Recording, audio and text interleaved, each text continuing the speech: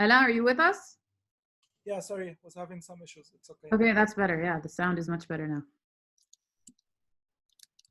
Okay, let's begin. Okay, guys.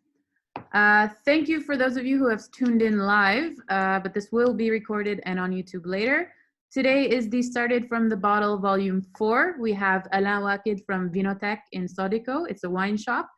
And we have Selim, Yasmine from 209 Lebanese Wine, which is an online e-commerce platform that is all dedicated to Lebanese wine, as it says in the name. Now, first of all, I want to thank you guys for joining because it is a very messy week as lockdown loosens right now. I think everyone's kind of all over the place trying to figure out how to reintegrate into society and just figure out how to keep the business moving now that people are going outside again. Yes. How are you guys feeling, and what are you both drinking? Because I see that you're both drinking. So you poured yourself a glass, Alain? It's difficult not to, huh? I mean, with all those nice bottles around you, of course. I'm actually having a Macon Village 2016. Ah. It's a good choice. It's a good choice. I mean, I'm having Perseid 2010 from Chateau Khoury. Cheers. Cheers to I'm everyone. staying sober right now, so you guys enjoy that. Yeah, so how are you guys feeling right now, given that both of you do operate online or delivery?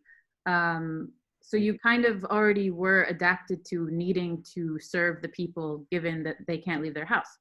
But even before that, things weren't exactly wonderful and normal. It's been a really rough couple of months leading up to Corona. So how has it been? How are you feeling with all of this right now? Allow me to start, just because I have some ideas in mind. It's always been very tough, and it will be tougher. I would say starting a year ago or something like that, when we started feeling that the purchasing power of Lebanese is getting I mean, less than before. It's not as easy to sell a kind of a luxury product. I mean, it's not like a first necessity. So this is something that you would have to think about before you buy it. So this is the first thing that comes to my mind. And definitely the customers has always been demanding, but are more demanding right now, because they want the real value for the money that they are paying. Mm. And coming on top of that is the health and the humanitarian and all this hygiene thing around Corona, especially when you deliver. You have first to make sure that the whole cycle is well protected, to protect your customers and yourself and your teams. And so this has been, if you want, the three major challenges that we can face. Now recently, more about the parity of the Lebanese pound versus the dollars is impacting all the prices. But it's fun. It's fun.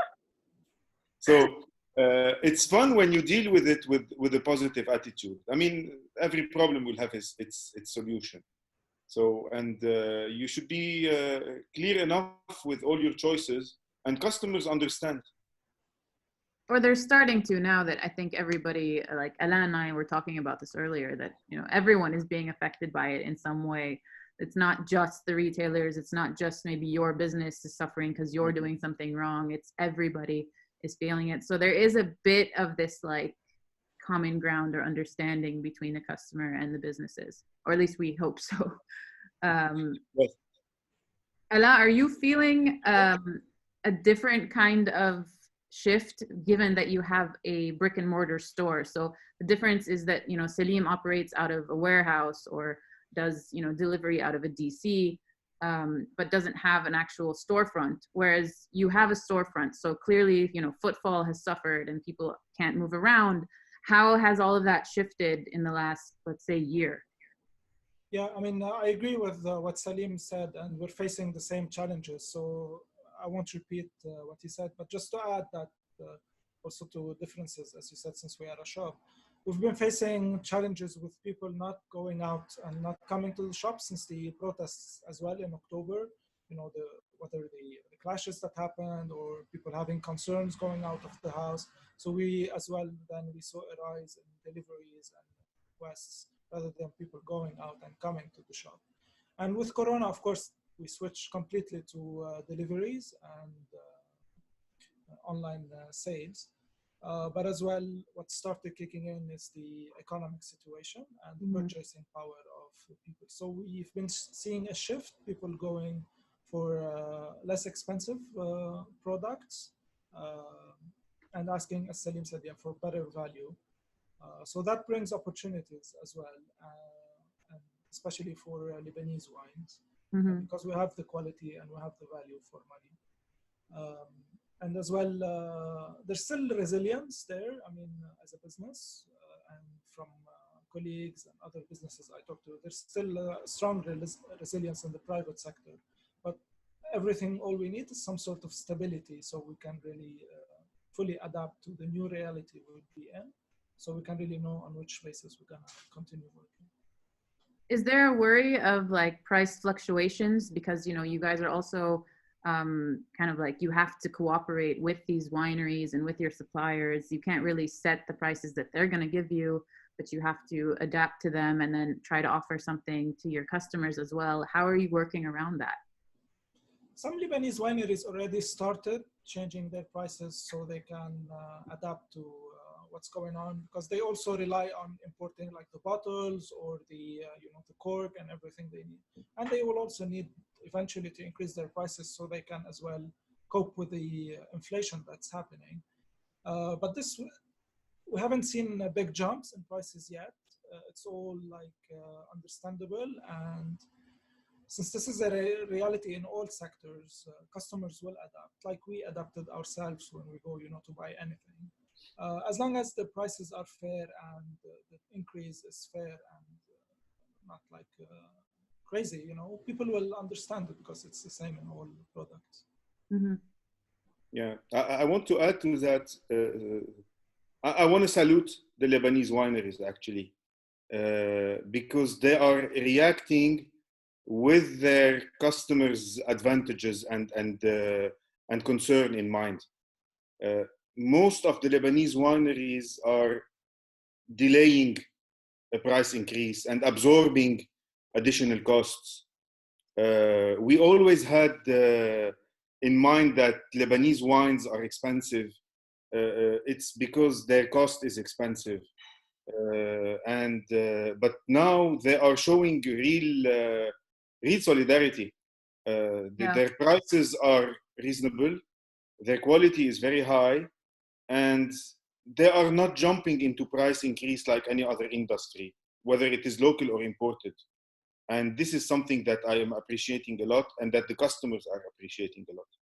Yeah, and I think there's opportunity there right now. You know, people are more willing to support local, more willing to explore local. Even before all of this began, I think that trend was starting to take place or starting to shift. And now that, you know, people are seeing how much we need to strengthen our local production and push that more, the way we've been going is not sustainable. I think the wineries also understand that, you know, now is the time to cater to the customers and make sure that they will actually want to support you. And that's something actually I wanted to address for both of you is, why did you decide to focus on Lebanese wine? Since the typical offering in the country was mostly imported wines, whether it was French or Italian. Selim, why did you decide to make 209 about Lebanese wine only? And then Alain, why did you decide to offer Lebanese wine as part of your collection? Why was that something you felt needed to be done? And when did you feel like the timing was right, or was it related to timing? I don't think it was, for me, it was actually related to timing, because the cornerstone of 209 is Lebanese wine. It's not like it became an opportunistic shift. Hmm. We started with the concept of promoting Lebanese wine. And the mission of 209 was to put a bottle of Lebanese wine on every table. So when 209 was established 3.5 years ago, the concept was we don't have any condition for any winery. It's a platform that brings Lebanese wineries to Lebanese wine lovers and lately international wine lovers. But and that was actually for a big 2 years was a big challenge because uh, uh, because people had some resistance on Lebanese wine when we started. Hmm. It wasn't easy. You have the French wine, the Italian wine, the American, all the wines of the world that are sadly appreciated to a higher value than the Lebanese wines in Lebanon. And it was a big challenge because when we started, we always had some complaints about Lebanese wine, some resistance about drinking Lebanese wine, which is not as strong today. So now it's easy. It's easier, if you want, to talk about Lebanese wines because of the conditions, because of the maturity of the customers as well. They took time to discover the Lebanese wines. They had good experiences and bad experiences, like in any other industry. But lately they started filtering and discovering good wineries and adapting to good wineries and advocating Lebanese wineries. So to be fair, a lot of the wineries also improved in the last, let's say, 10 to 15 years. You know, in the beginning of the 2000s, like a lot were still kind of figuring out how to do things right or how to kind of have an identity. But they've really come a long way, and a lot of the new producers are doing fantastic things, and they're pushing the bar for all of them. Yes, of course. They are increasing their quality, and they are getting closer to people. They are adapting. They are improving, and they are softening. I wanted to say that not everybody in the industry is willing to change. It started with time. They discovered with time that there is something that needed to be improved. You mean in their recipe or their approach, or? Yes. Okay. Yes, because everybody thinks that is doing the best thing ever until they started to loosen up and learning and discovering that everything can be better. You can do something better. Just coming back to the first point, the idea of developing a platform to promote Lebanese wine came to fill a gap that wasn't existing. I mean, when we started, the idea started at the beginning of 2016, but we launched at the end of 2016. But when we started the idea, I looked at the market and noticed that it was 50 wineries back then. All of those 50 wineries did not have access to market. Yeah. They were struggling to get their product across. And that was the idea, because there was a gap in the market and there was much bigger focus on imported wine than on local wine. And this is the role that 209 played since then, was to educate people about 209, about Lebanese wine, and to build that awareness about Lebanese wine. Now, Alain, were you always considering putting Lebanese wine as part of your collection, or did it become something that maybe it was customer driven? Like, you know, you felt that more people were looking for that and there was an opportunity for that? Since we started the shop, no, I've taken a decision, and it wasn't easy really to have a wide selection of boutique Lebanese wineries. And the reason behind that is that I knew personally that we have great wines, and the industry changed a lot over the years. Like a few years ago, we only had, the market was monopolized by few big wineries, not necessarily always keeping good quality across their wines. But this shifted, especially in the last 5 years, where you see more wineries and better quality wine with great value for money. So we took this decision, and to be honest, it paid off because also in parallel of where you had the wineries growing and improving the quality and being available in the market. At the same time, you also had the awareness of the Lebanese people growing as well. And that's due mainly, in my opinion, to events that's happening, like the Vinifest and others. So this helped raise the awareness a lot. So people now are able to see these products, while before they were not, because you couldn't find them like in supermarkets or in restaurants, etc. But now it's been changing a lot over the years. Which is great. And we saw a growth in the demand for Lebanese wine, to be honest, since we opened the shops 4 years ago. And that's, yeah, it's being matched by the availability. And also there's the tourism building around Lebanese wine. So you have all the wineries that have opened for visits and the tourism, which is also helping raising awareness and for the Lebanese customers. Do you feel like it's a trend that is happening in other stores and other supermarkets and other bars and restaurants as well, where they're focusing more on local? Or is that? You start see it in small restaurants, which is great, but I think we're still far from where it should be, to be honest, because we really have the quality and the value for money. But I think with the current prices, we may see a shift as well in that. So it's something really to watch in the next few months when restaurants start opening again. But at the same time, there are some constraints with the scale, and the pricing. Because if you talk at the supermarket level, it's different. It's different to wine shops and restaurants.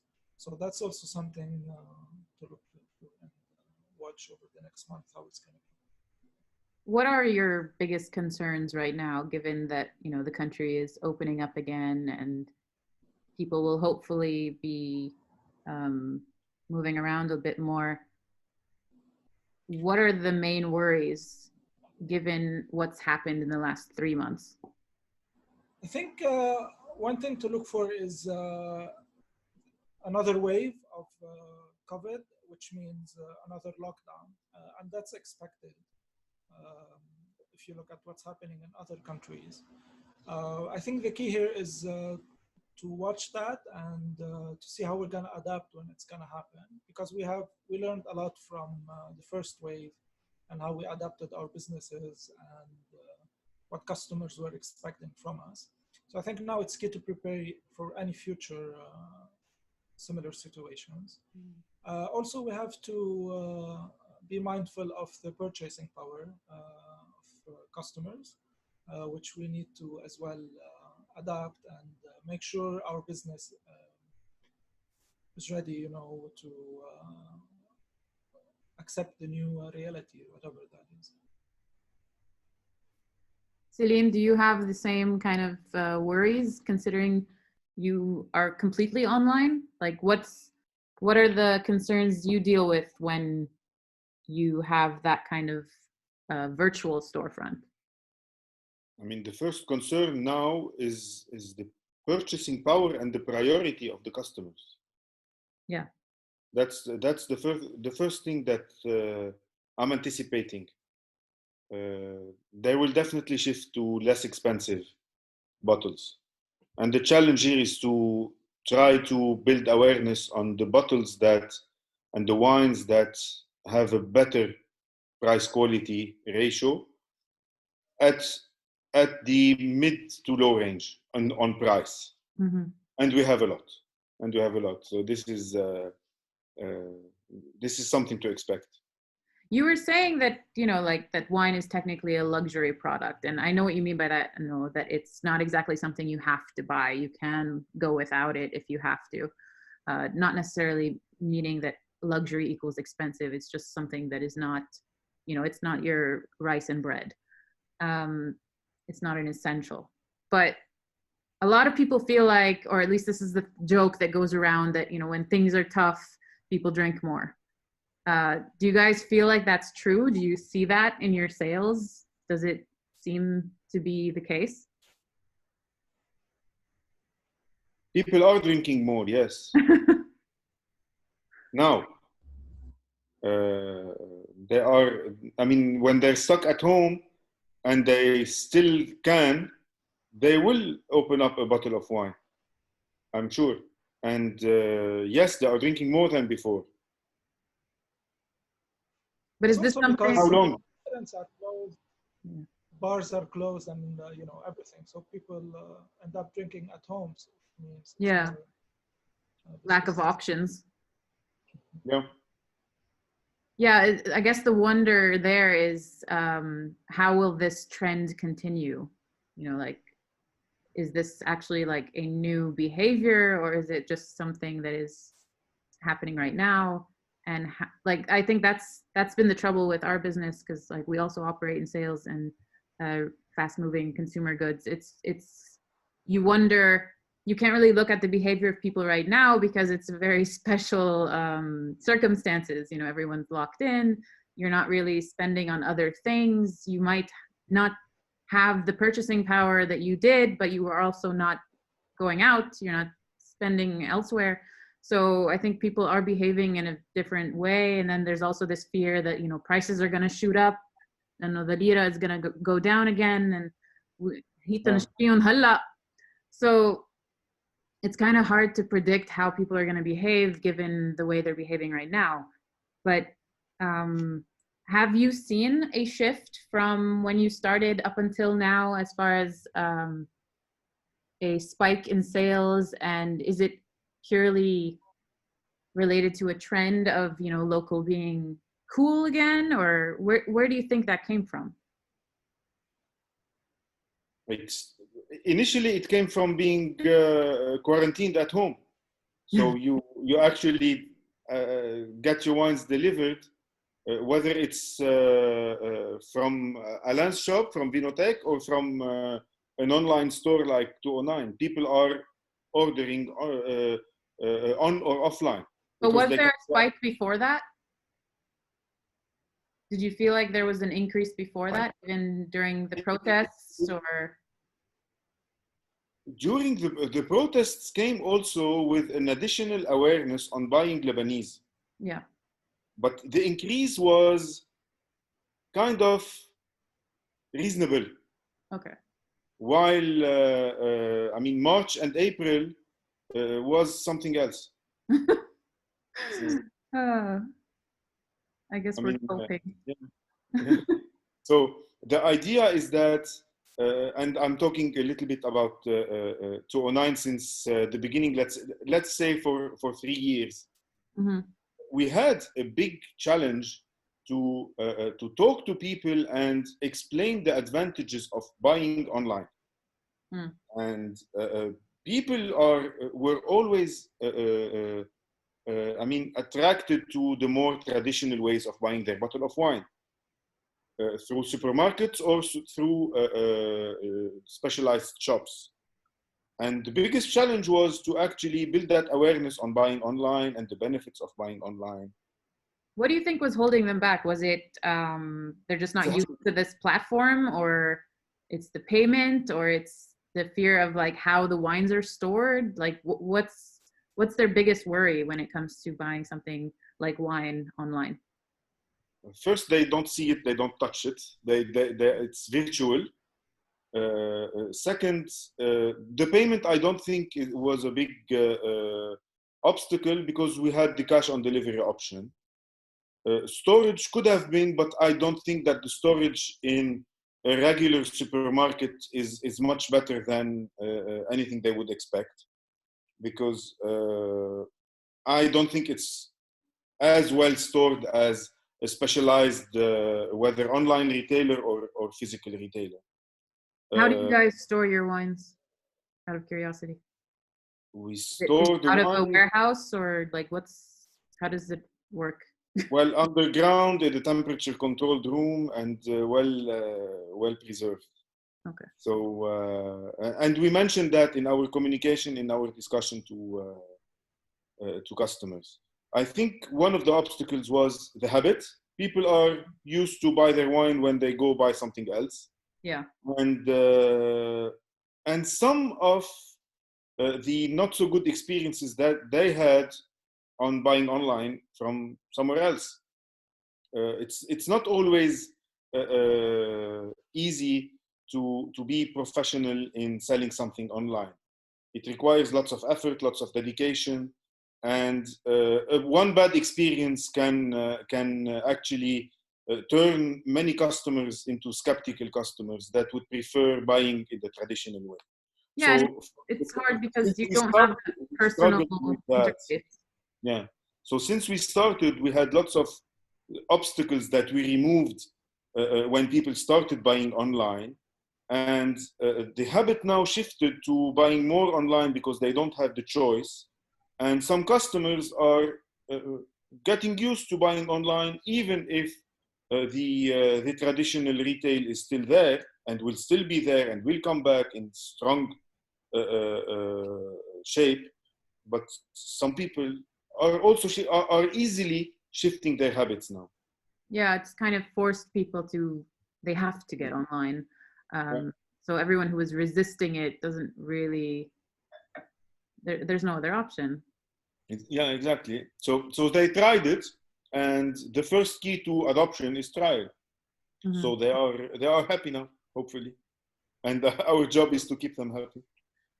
Alain, do you feel like your customers have adapted to shifting online, and have most of them been people who have visited the store in person and then they just kind of moved? I mean, it's definitely a great service to have, especially when it's limited, when you can go out or if you don't want to put yourself at risk. But after 3 weeks, 4 weeks of the lockdown, we've been getting like our customers calling us or WhatsApping, saying they miss coming to the shop, they miss this experience, just people miss, being out. But yeah, it's definitely gonna change in the next few months because we will never go, we won't go back to normal anytime soon. It's good to have the breaks, I guess, between the waves where we can interact with people more and people can go out and visit us. But at the same time, we're keeping our online delivery service, and it's something that customers will always need, even if when we go back to normal. Yeah. The good luck with our business is we open long hours, like until 10 in the evening. So sometimes we get very late requests, of people having dinner or surprise visit and they don't have enough wine. Emergency pizza. Yeah, so it's good. Now, how do you feel about like where we're headed? And do you guys have plans for how to continue to adapt to this? Like, are you going to continue just doing the delivery and the online offerings and just kind of maintain that? Or are there bigger plans for how to continue to like make this more attractive for customers? It's a tough question. I think this is the question that everybody is asking themselves these days is, how do I move forward and what is forward? I mean, forward actually is the first thing that comes to my mind when I think about moving forward is to be very flexible and to adapt very quickly, because one of the toughest thing to do in this country, regardless of anything else that is happening worldwide, is actually planning ahead. You can't plan ahead. You can't expect what's going to happen. So as much as you can try, you will still be surprised with something. So the key here for me is to adapt quickly and to be open to change and to be fast. Yeah, I work for my dad. I don't think we can build something solid on a long term. Yeah, I work for my dad, and we used to always kind of clash about that because I would tell him we need to plan. He's like, you cannot plan in this country. No, we have to be constantly ready to roll. Yeah. And yeah, he turned out to be very right. Okay. Yeah, as I So said in the beginning, the resilience is there. We just need some sort of, I won't say 100% stability or full stability, but some sort of stability, and we will adapt. I mean, the resilience is still there in the private sector as it's been in this country for many years. Of course, we're getting, different hits from every side every day, but we're still resilient and we will make it. But that depends, on the stability we have. I mean, It's challenging at all levels. We didn't yet discuss, what's going on with the banks and everyone's money stuck there, and how do you pay your suppliers? And yeah, I some was going to jump into that actually, not the banks exactly, but at least the fact that your businesses are dependent on a local product, which really helps in this scenario. So many businesses here are somehow linked to some kind of import or raw material from abroad. Even the wines, to a certain extent, are that in a way, in many ways. So there is a bit of comfort in that you can depend on something that is produced here, but they also will be affected by everything. And I mean, it helps in that sense that it is a local product and people want to push that, and that will work in your favor. But yeah, there's a lot of other bigger things on the plate. Yeah. Yeah. I mean, we're lucky that we're in a market situation that is favorable. I wasn't lucky a couple of years back because I was struggling to, and I was doing a lot of effort to help people discover Lebanese wine and discover buying online. So it's kind of fair because while I was struggling for 3 years, somebody else was happy, and maybe right. So maybe I suffered enough for us to kind of have some interesting times. You're like, now is my time. I mean, yes. I mean, Alain was one of the first to adapt very quickly to the situation that he would have to also focus on Lebanese products, and he was quickly adapting to that. And I salute him for that as well. And you have the Lebanese wineries that are there that also are struggling because people were drinking imported wine. So I mean, it's just a cycle, I think. It's an uphill battle. Yeah. There's this, this misconception that still needs to be chipped away, and it's still there for a lot of the population. But I do think we're making some progress in that. Yes, but trust me, the Lebanese wineries are struggling, and will struggle more, because I was having constant discussions with winemakers. Very few of the bottle of wine contains very little Lebanese made things. Yeah. And the bottle is imported, the cork is imported. Most of the wine, a big part of the wineries even import their labels. And if they don't import their labels, the paper is imported, so the label is costing more now. The liquids, yes, it's Lebanese, the raisin is Lebanese, but trust me, a big part of winemakers have their contracts with either they own the grapes or they buy the grapes, but the grapes price is increasing as well. Yeah. Because increasing, everything is increasing, so there's nothing 100% locally made that will not increase. There is a struggle. I think that is a really big thing that people forget when they look at a local product. You think, oh, but say masnoa. Uh-oh. I'm still here. For now, I hope it doesn't cut me off. That a lot of people think, hey, the masnoa hon, therefore it should not increase in price. It's a local product. But the reality is that, so many of the ingredients are still from abroad, and that's the case for so many people. So the cost of living and the cost of operations and all of these things are still climbing, and that has to eventually trickle down to you know, the cost of products, which really sucks for everybody. But I think that's what you kind of forget as a consumer when you see a price tag and you think, you know, هيدا لبناني ليه غالي, or why is it more expensive than a French wine? Whereas they forget, you know, the tax and the tariff and everything on top of that wine might mean that it's very mediocre wine from France, but it's French. So there's that, you know, process of having to educate people as to what the real differences are there. And I think that was part of why I wanted to do this panel, was to make it clearer for people to understand all of these different levels and how everyone is suffering. And it's not that, you know, retailers and businesses want to make money off of this crisis. It's, you know, everyone is trying to make it fair for everybody and still survive at the same time. Yes. And if the Lebanese wineries keep on playing it right, they will be the big winners. Yeah.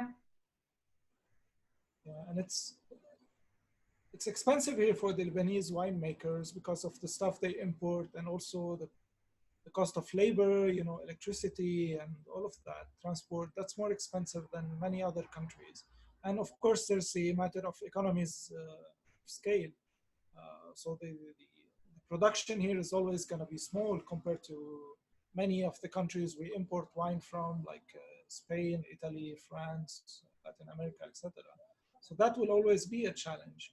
But the Lebanese wines should also focus more, which is very challenging, on export, because they won't be able to survive by selling off in the Lebanese market only, even if they supply most of the market and the import goes down.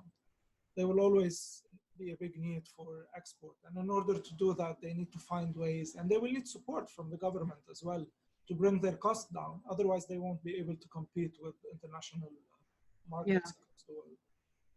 So hopefully going forward, there will be more focus to support Lebanese production that is able to export, like wine, honey, olive oil, and many other great products we have. Because that's not only going to support the wineries themselves, but it will support all the economy. We have a question from somebody, and this is actually a question I wanted to ask as well. Why did you call it 209? Okay, why are you anonymous? Okay, regardless. Actually, when I started 209, there was a part of the business model that was offering a marketing consultancy to Lebanese wineries. And not only e-commerce and the route to sales. So I also come from a marketing background, and I wanted to bring the wine and the marketing together. Mm-hmm. So between the design, the marketing, and the wine, I started searching for the Pantone color of red wine. And Pantone 209 is this. I love this example. Oh my God. It's between the design and the wine, but I also chose the Pantone because, as simply as it can be, the Pantone is for you a reliability. The Pantone is a reference. Consistency. And consistency. And these are also the values of 209. Why don't you talk about that? That's such a good story.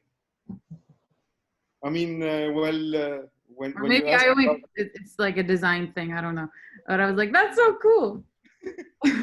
I usually don't like to brag a lot about it, but when it's prompted, I'd love to explain it. You know, it loses the feel when I actually just beat the chest out of it. Does 209 have major online competitors or online platforms that sell Lebanese wines?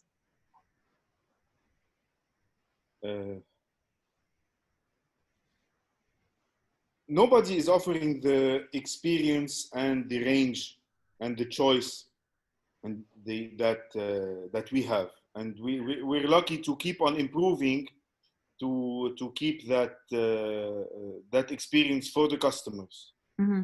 So because it's our only bread and butter business, we only want to promote Lebanese wine, and all the wineries equally and we give equal chances to everyone. So I don't think that major online wine sellers would be more limiting the choice and offering other things, while we are 100% specialized. Yeah, I think your strength is definitely the range and basically the pure focus on Lebanese wine. You have other distributors or other companies that also operate online, but they're not strictly Lebanese, and therefore they create competition for Lebanese wine within their own website. Alain, do you feel like that's the same as far as what you're offering? Is it the range that you offer that is giving you strength as a place that people can find wines, or is it also the like personal aspect of shopping in an actual store? Like, which part do you think is what people really seek Vinotech out for? Because also to mention, when I talk to people about where they usually get their wines, your two venues are the most mentioned. Yeah, I think when it comes to shops, we have the widest selection of Lebanese boutique wineries. I don't think you can find it in any other shops across the country, as far as I know. Of course, some shops have some of the products we have, which is also available in the market, but they won't have the range. And we decided to expand that because, as I said earlier, we have great wines, and it's also market driven. So first, as I said earlier, there's big change in there's big demand for Lebanese wines more and more. And also the area where our shop is, where we have a lot of foreigners working and living here. And of course, they want to experience Lebanese wines. That's what most of us do when you travel to any country. You want to experience the local wines. Mm-hmm. So yeah, I think half of our customers are at the moment non-Lebanese, I would say, and they mainly drink Lebanese wines. From time to time, you see that they miss the French or the Italian ones, and they buy that as well. But it's mostly Lebanese wines. When it comes to our Lebanese customers, the majority still would like to drink French wines. But you see a big shift over the years that they're trying, and they are willing to try Lebanese wines. And when they try, you see that they either take the same wine or they are more confident to try other wines we recommend. And being a small shop specialized, in Lebanese boutique wineries, we don't have any of the big commercial ones. We don't have any wine that is not up to the standards, because the experience is different when you buy from a shop like ours than going to a supermarket where you choose the wine yourself. But when you come to our shop, it's a bottle we recommend, or we tell you, about it, about the winery and the experience and what you will be drinking. So we can't sell anything in our shop that is not up to the standards and that we won't drink personally. How do you decide what is up to standard, or what are those standards? Yeah. So first, we see how they make the wine, how it's stored, and we do the technical tasting as well. And we do this regularly, and we do it with every vintage change to make sure there is consistency in the product. And sometimes we had to stop selling some wines because we saw a change in the quality. As I said, yeah, we're a small shop, so we won't sell anything that is not up to standard and that we won't drink. Okay. There's one question that I received via email. Do you offer storing or cellaring wines for customers? We don't, actually, unfortunately. I don't know if Alain does. Sorry, I didn't get the question. You mean like small wine cellars? I think the question is, would you I guess it's kind of like renting out a space for someone to store their own wines at like good conditions. We don't offer it, but it's something we can look into. I mean, we have our warehouses, and we're not at full capacity. We also at the shop have the wine coolers. We have one for white and one for red, which we can store small number of bottles, but nothing big. That'd be scary. It's you'd have to like sign some kind of insurance agreement that everything is kept consistent and it's not your fault if you open it past its prime and that kind of thing. Like it's a lot of responsibility. And with wine, you know, it's never 100% sure. Yeah. Never tell what's gonna happen. Yeah, you never know when you open it. Have you ever thought of opening a physical shop dedicated for Lebanese wine to Selim from Ted? We had this in mind actually. We didn't do it, but it's not only about offering a retail experience and that's it. It was mostly about to put a face behind the team of 209 with events, with tastings, with just happenings, just to meet the clients, just to meet people that only know you behind the computer. Right. Or the purpose was actually to mingle and to get to know our customers frequently, to offer the experience rather than just sell them a bottle of wine in a physical store. It wasn't to replicate a physical store just there. It was more about the experience and the connection. Yeah. Of course, it's not happening, and not anytime soon anymore. I mean, it's not an easy thing to do, especially if you already have this online operation running and you know you're already paying the overhead of that. And then to consider opening a physical space in a place where, you know, rent is very high and cost of operation is very high, beyond just paying staff as well. You have, you know, kahraba, baladiyya, all of these things that factor in. And if right now, you know, the profits are now at the point where you're like, I just want to break even. A physical store, even in good times, is a lot to think about. I mean, I think the key success factor is about focus and consistency. And it's going to be diluted. That focus and that consistency will be diluted with another physical store. I mean, there are lots of professionals in that kind of business. Yeah. And we think we're good at what we're doing in online. So that's not happening soon. Yeah. All right. I want to wrap it up because we've got a couple minutes and I don't want to go too long.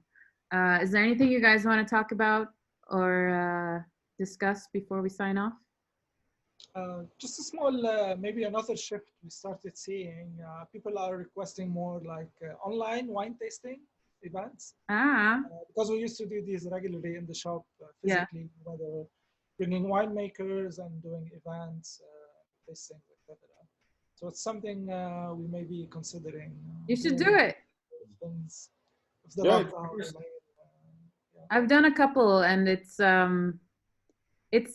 I didn't think that it would translate as well, but it's actually been pretty cool. I think obviously you have a great audience right now. Everyone's, you know, captive, so they don't have a lot to do anyway. So it's a good time to kind of experiment with things and see what works and what doesn't. And I think the pressure is low, so people aren't expecting too much out of it because they know people, you know, like you're just trying this. So it's still kind of works actually. And I think this generation is more used to communicating through a screen, so you can still be really personable in a way. It's really, I think it comes down to how you are. Like if you're gonna be all for it, but just as a warning, it's super draining. Because it's super draining because you're on screen nonstop, so you are constantly like in performance mode. So like and you're not, you know, you're not pouring the wine, you're not opening a bottle, you're not really doing anything else. So it's like you're constantly on. So it can be very taxing. Yeah. Yeah. Allow me to be a bit skeptical on that. On the online? On the online tasting. Why? Wine is about conviviality. Wine is about sharing a glass. There are lots of things that we are doing online. We are doing meetings online. The kids are studying online. Yeah. I think the last thing we need to do is a tasting. I don't Maybe think now it replaces it. we need to do it. Maybe now we need to do it because Yeah. the situation imposes that. But come on, sharing a glass of wine is something that would never. I hope we won't get to this. I mean, I I'm don't online. think it replaces it, but I think it's a good, you know, like place filler until we can be together at one table. You know. Yeah, I hope we can soon. Yeah. Yalla, we'll open a bottle together soon. Yes, sure. All right, guys. Thank you so much for signing on, and thank you for those who are listening. And this will be up online hopefully by tomorrow. Yalla, stay safe and keep doing what you're doing. You guys are doing great work. Thank you. And thank you, everybody. Cheers. Cheers.